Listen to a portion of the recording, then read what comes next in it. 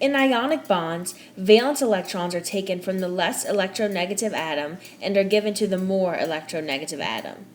For example, in sodium, or NaCl, sodium is the less electronegative element and is willing to give its one valence electron to chlorine to attain a stable state.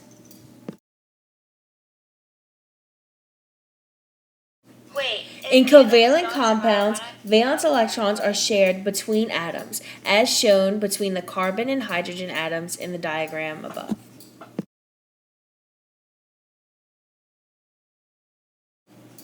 In metallic compounds, valence electrons are floating in a sea of electrons. The electrons disattach from the metals and float around in a sea. As an overview, ionic compounds electrons are transferred, covalent compounds electrons are shared, and metallic compounds electrons are floating in a sea of electrons.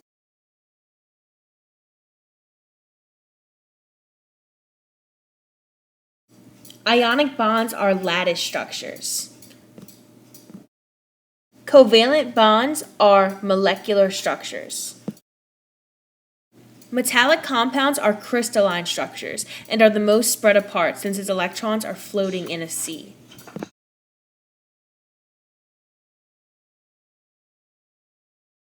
Ionic bonds do not conduct electricity dry, but do conduct electricity in water. Covalent bonds do not conduct electricity dry or in water. An example from the lab is that all ionic substances made the flashlight turn on, meaning they conducted electricity, while covalent substances did not. Metallic bonds conduct electricity dry and in water.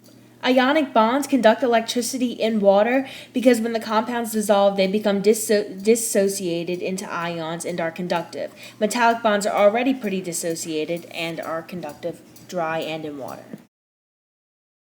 Covalent bonds have lower melting points than ionic or metallic bonds because the molecules are held together by weak forces and can be pulled apart more easily. Metallic bonds are the only malleable bond because its delocalized electrons in the sea of electrons enable the metal atoms to roll over each other when stress is applied.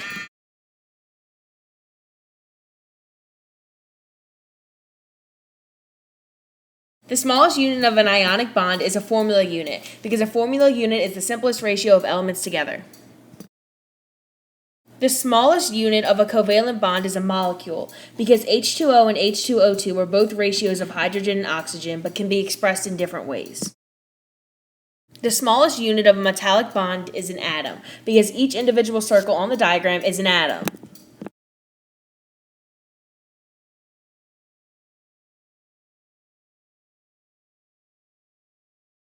When writing a Lewis dot structure for an ionic bond, draw each element with its valence electrons around it, transfer the electrons, and rewrite elements with brackets, and whether it became positive or negative, which is its charge.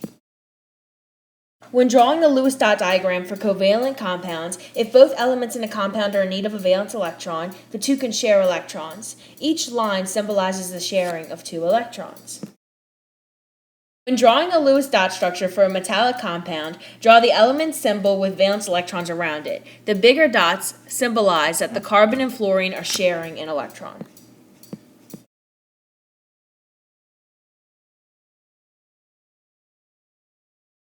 When naming ionic compounds, write the first element's name, then change the second element's ending to "ide."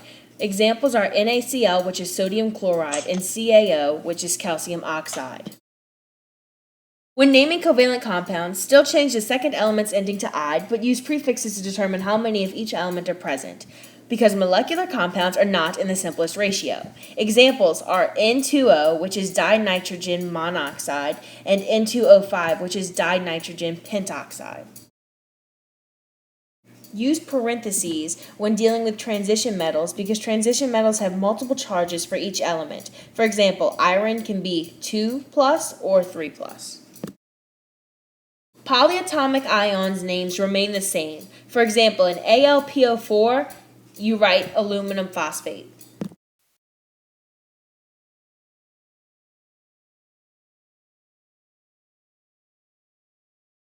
Ionic compounds use magnetic attractive forces to be held together, which is why they're not as strong as covalent compounds.